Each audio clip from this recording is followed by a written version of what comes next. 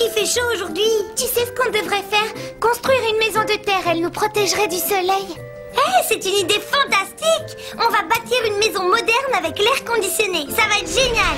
Vous devriez vivre sous terre, il fait bien frais. Bah, je ne vois pas comment c'est possible. Quand il fait chaud, vous ne pouvez même pas ouvrir de fenêtres pour laisser entrer l'air. Nous sommes protégés du soleil. On n'est jamais gêné par le soleil quand on est sous terre. Je n'y avais pas pensé. Tu es toujours à l'ombre, c'est bien ça? Exact. Et quand vient l'hiver, la neige et le vent glacé ne nous atteignent pas non plus.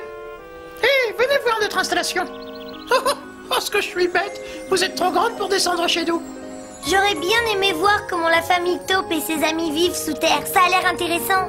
Oui, je n'arrive même pas à imaginer comment ils sont installés. Je crois que tu as la même idée que moi. T'as envie d'y aller?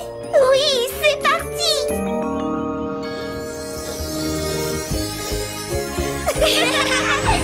Partons en voyage dans le ciel et les nuages, au pays des rêves, dans le village des enfants sages. Vole mon ballon, emporté par le vent, l'aventure nous attend. Partons en voyage. Pour que je sois heureuse, tu dois être avec moi. Et jamais rien au monde ne nous séparera. Viens t'amuser dans l'arc-en-ciel. Nous partons en voyage. Notre imagination doit être à nos côtés, car nous ne savons jamais où nous serons emportés. Viens avec moi, je t'emmène en voyage. On est arrivé, Mimi, et on a juste la taille qu'il faut pour visiter la maison des taupes. Qu'est-ce qui ne va pas? Comment on va faire pour le ballon? On en a besoin pour rentrer chez nous. Bah, c'est facile. On va faire rapetisser le ballon comme on l'a fait pour nous. D'accord. Voilà. Maintenant, on cherche Molly.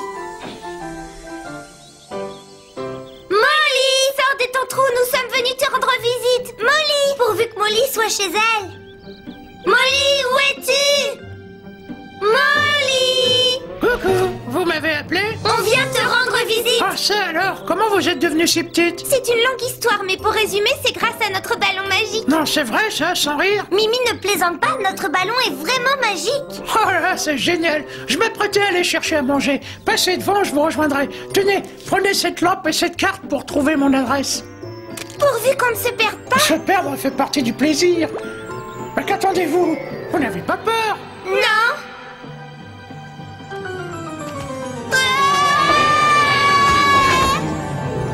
Allume la lampe, Mimi. Ouais, il fait bien frais ici. Bon, bah, tu regardes la carte et tu nous dis comment nous rendre chez Molly. D'accord. C'est par ici. C'est un monde très différent du nôtre, hein, pas vrai? Oui, regarde, une racine d'arbre, hein? Oh, le monde souterrain est plein de surprises. Ceci dit, c'est pas une racine d'arbre, c'est un radis blanc. Regarde s'il est marqué sur la carte. Non, rien qui ne ressemble à ça. Pourtant, il est très gros. Rassure-toi, c'est le bon chemin. Tu en es bien certaine?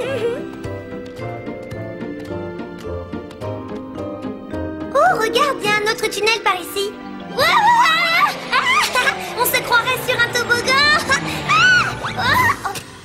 Oh, problème.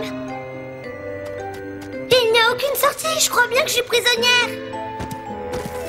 Rassurez-vous, je vais pas paniquer, je vais me creuser une porte de sortie. Maintenant, je me jette sur l'ouverture pour l'agrandir. Et puis, je me faufile à travers le mur. Allez, encore une fois. Oh, cette fois-ci, c'est la dernière. Bon, cette fois, ça va marcher. Oh, j'aurais jamais dû faire une chose pareille. Et qu'est-ce que tu fais dans ma chambre? Je te demande pardon, mais je me suis perdue. Si tu cherches la maison de Molly, tu descends le tunnel sur la gauche, c'est pas loin. Pardon de t'avoir réveillée, hein, merci. Kitty, où es-tu? Je commence à m'inquiéter. Qu'est-ce qui t'inquiète? Que se passe-t-il? Kitty a disparu et je ne sais pas où la chercher, je me suis perdue. Continue dans cette direction, tu trouveras ma maison, je m'occupe de Kitty. J'espère que tu la retrouveras vite.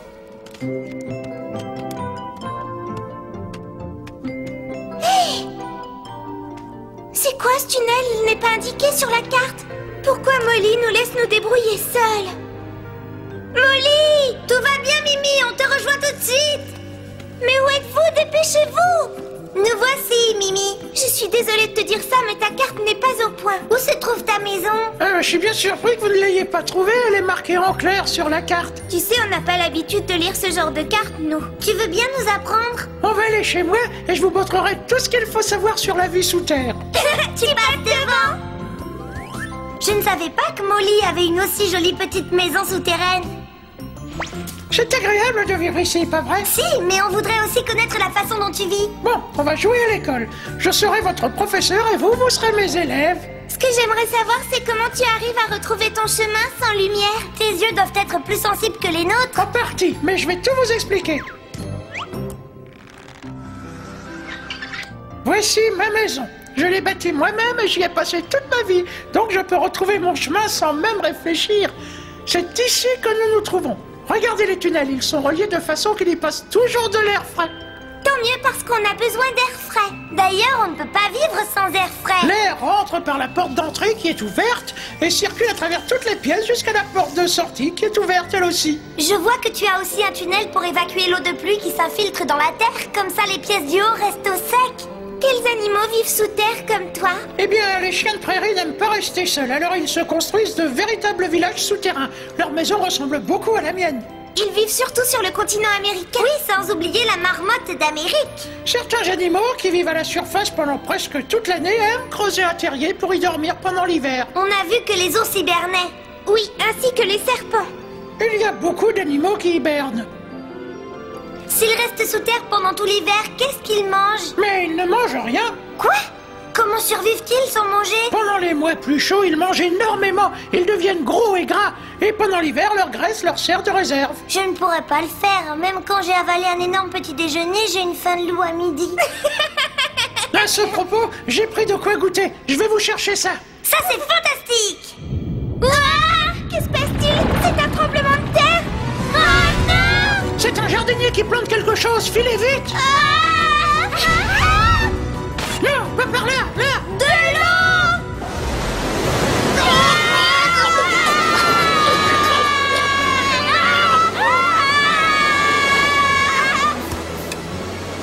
Et maintenant, on fait quoi? Il faut espérer que le ballon nous sorte de là. Molly! Kitty, vous êtes saine et sauve? Ah, je me sens mieux. Vite, attrape ma main! Il y a de la place pour nous trois! Non, j'ai l'habitude de ces choses-là. Tout va bien. À plus tard dans le jardin, au revoir! Au revoir. J'ai vraiment eu peur pendant une minute. Moi aussi, quelle tristesse que ta maison soit inondée. Quand je l'avais bâti, cet endroit était un champ. Il n'y avait pas de jardin. Mais maintenant, il y a plein de légumes. Tu ne vas jamais manquer de nourriture. Bon, on va te laisser, c'est l'heure du goûter. Quand je pense que je vous avais préparé un super goûter, ce sera pour une autre fois. Avec plaisir, Molly. Et dans ce cas, à demain après-midi. Au revoir. À demain, Molly. Hé, attends une petite minute. Pourquoi? Qu'est-ce qu'il y a? Il vaut mieux vérifier s'il y a personne en dessous avant de creuser. D'accord, je vais voir ça. Molly, tu habites ici à présent? Il y a quelqu'un en dessous? S'il y avait des habitants, ils ont dû déménager. Peut-être qu'ils n'aiment pas le temps d'ici. Oui, il y a trop de pluie.